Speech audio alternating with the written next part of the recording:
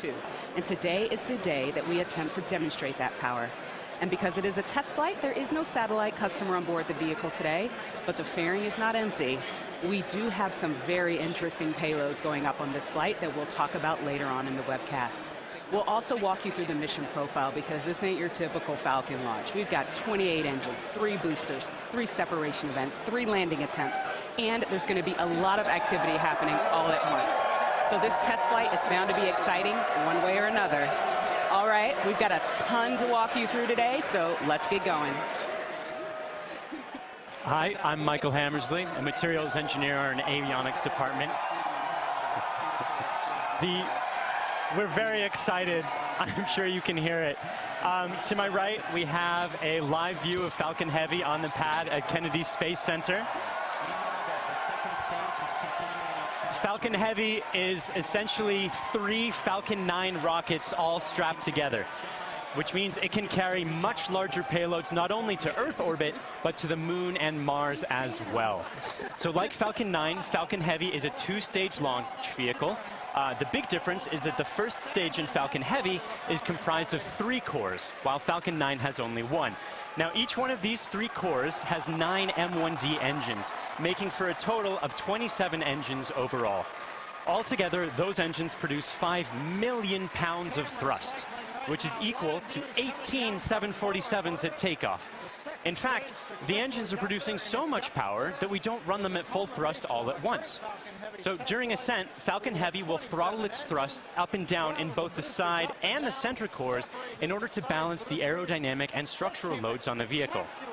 So about halfway through the first stage's burn, the 2 side boosters will separate and come back to Earth for a simultaneous landing at Cape Canaveral Air Force Station. More about that a bit later.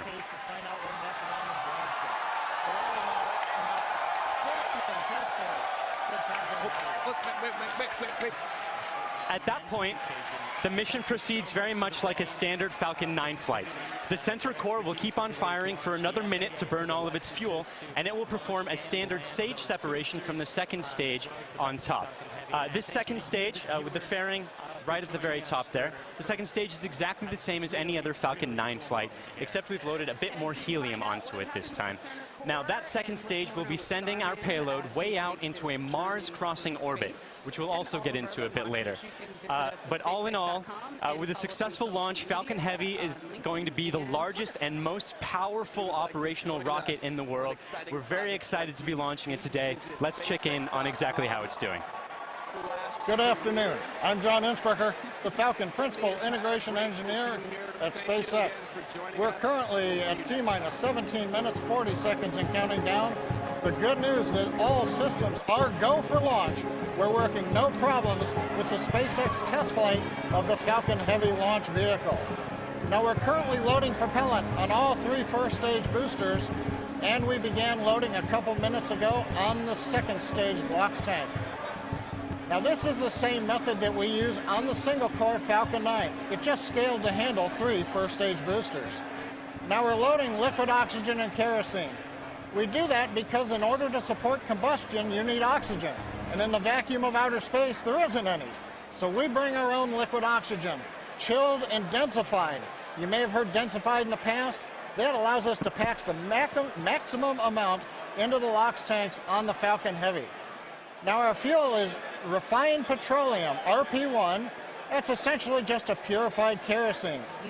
It's a safe propellant, easily available, has a lot of history. For example, the Saturn V first stage, flown from the very pad you see on the monitor, on the moon missions, used kerosene and liquid oxygen. Now the big news this afternoon has been the weather, and we've eaten up most of our launch window. Now we won't have the ability to hold the countdown any further now that we are into liquid oxygen loading. The good news is that the winds are looking good. We're working no issues on the Falcon Heavy. However, if there is an issue in the last minutes, we won't be able to launch today. There is a backup date available tomorrow. Now, I've said it before, launch is hard, and Falcon Heavy is no exception. We're essentially counting down 3 rockets simultaneously. So the SpaceX team is going to be conservative in case anything pops up in the last minutes. But as the energy and the enthusiasm from the team gathering below me outside of Mission Control Center X is growing, we are go at T-minus 15 minutes and 40 seconds and counting. My name is Brian, and I'm part of the software team here, and I'm standing just outside Mission Control as the crowd gathers behind me. We're all anxiously awaiting this very first test flight of Falcon Heavy. Now today, SpaceX has over 6,000 employees in locations across the country, but it wasn't always like that. Now when SpaceX was first founded in 2002, it was just a small group of engineers who believed that they could reduce the cost of exploring space, but had never actually built a rocket themselves. Now, Falcon 1 was the first rocket we developed, and it was pretty small relative to Falcon 9 and Falcon Heavy. While the Falcon Heavy on the right of your screen is over 230 feet tall, Falcon 1 stood only about 70 feet tall and could only carry about half a ton to orbit. However, despite its small size, Falcon 1 served a very large purpose. It was our roadmap to using modern technologies to engineer a vehicle that was not just more reliable, but was less expensive than alternatives. Now, we had 3 test flights of the Falcon 1 before we found success. But on that 4th Falcon 1 flight, it became the first privately developed liquid-fueled rocket to reach Earth orbit. Now, fast forward to today, and SpaceX has had 49 successful rocket launches. We have recovered 21 first stages, and we have reflown 6 of those. We have had 14 Dragon launches and have successfully reused the spacecraft as well. Now, our next step on this journey is just minutes from now when we'll attempt the first test flight of our heavy lift launch vehicle.